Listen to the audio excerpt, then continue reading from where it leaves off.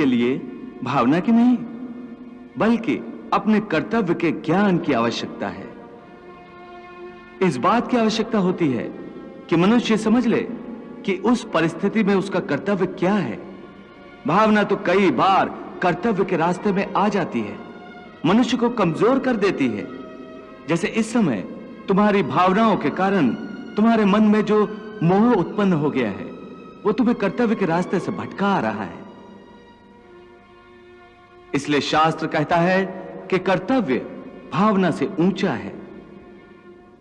अभी तुमने बड़े ज्ञानियों जैसे तर्क किए कि कर्म के लिए कोई प्रेरणा होनी चाहिए और प्रेरणा के लिए कोई भावना आवश्यक है। ये सारे तर्क मोहजनित हैं। रिश्ते नातों के मोह ने तुम्हारी बुद्धि को धूमिल कर दिया है, इसलिए तुम्हें सत्य दिखाई नहीं दे रहा।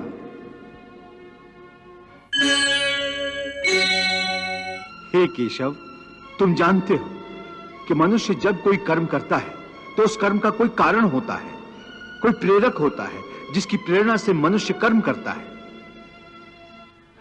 कोई भावना तो होती है जिस भावना की पूर्ति के लिए मनुष्य अच्छा बुरा कोई भी कर्म करता है।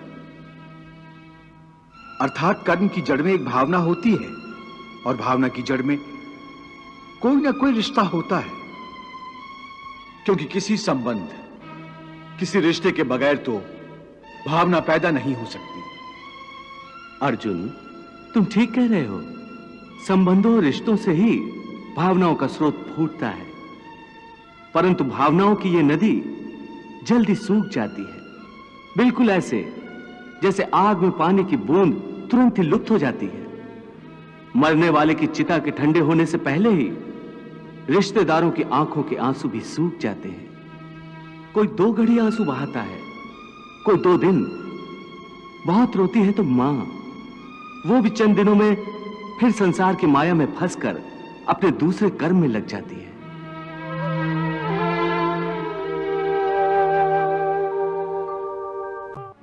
हे केशव, एक ओर तो तुम मुझे यह सिखा रहे हो कि ये रिश्ते नाते सब चंद दिनों का दिखावा है, और दूसरी ओर अभी अभी तुमने ये कहा कि संबंधों और रिश्तों से ही भावनाओं का स्रोत फूटता है।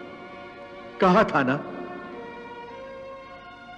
हाँ, और मैंने ये कहा था कि कर्म करने के लिए किसी न किसी भावना का होना जरूरी है, और भावना के लिए रिश्ते नातों की आवश्यकता है, क्योंकि किसी न किसी रिश्ते की जड़ से ही तो भावना पैदा होती है। इसलिए यदि मनुष्य सारे रिश्ते तोड़ देगा, अपनी भावना को त्याग देगा, तो फिर वो कर्म किसके लिए करेगा? अपने धर्म के लिए। धर्म के लिए? हाँ, अपने धर्म के लिए।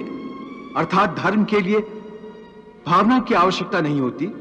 नहीं, धर्म के लिए भावना की नहीं, बल्कि अपने कर्तव्य के ज्ञान की आवश्यकता है। इस बात की आवश्यकता होती है कि मनुष्य समझ ले कि उस परिस्थिति में उसका कर्तव्य क्या है। भावना तो कई बार कर्तव्य के रास्ते में आ जाती है, मनुष्य को कमजोर कर देती है। जैसे इस समय तुम्हारी भावनाओं के कारण तुम्हारे मन में जो मोह उत्पन्न हो गया है, वो तुम्हें कर्तव्य के रास्ते से भटका आ रहा है। इसलिए शास्त्र कहता है कि कर्तव्य भावना से ऊंचा है। अभी तुमने बड़े ज्ञानियों जैसे तर्क किए कि कर्म के लिए कोई प्रेरणा होनी चाहिए और प्रेरणा के लिए कोई भावना आवश्यक है। ये सारे तर्क मोहजनित हैं। रिश्ते नातों के मोह ने तुम्हारी बुद्धि को धूमिल कर दिया है, इसलिए तुम्हें सत्य दिखाई नहीं दे रहा। इसलिए इस समय तुम्हें धर्म स्पष्ट दिखाई नहीं देता। धर्म क्या है? धर्म की व्याख्या क्या है?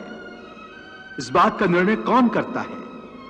हे मधुसूदन, वो कौन है जो धर्म का विधान बनाते हैं? हे अर्जुन, हर प्राणी अपने धर्म का विधान स्वयं बनाता है। मैं समझा नहीं केशव। देखो पार्थ, धर्म का जो विधान किसी दूसरे ने बनाया हो वो तुम्हारा धर्म नहीं हो सकता।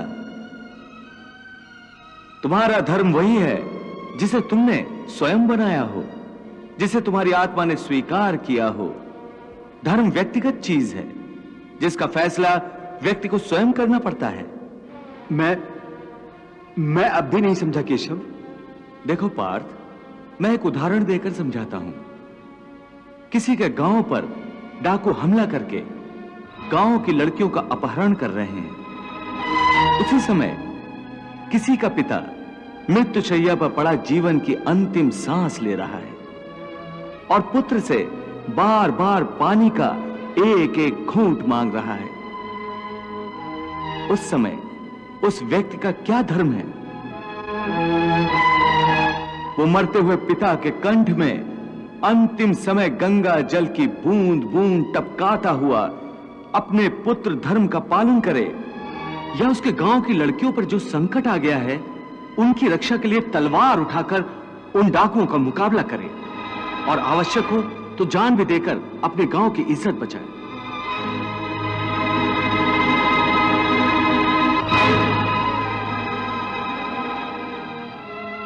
इसका निर्णय कोई दूसरा कैसे कर सकता है? इसको धर्म का दोराहा या धर्म संकट भी कहते हैं। ऐसी परिस्थिति में वो व्यक्ति क्या करे? उसका फैसला कोई बाहर वाला नहीं कर सकता। यह निर्णय उसी को लेना होता है कि उस समय उसका प्रथम धर्म क्या है। उस समय उसकी आत्मा जो आवाज दे वही उसका धर्म है। इसलिए हे अर्जुन, हर प्राणी का धर्म व्यक्तिगत होता है।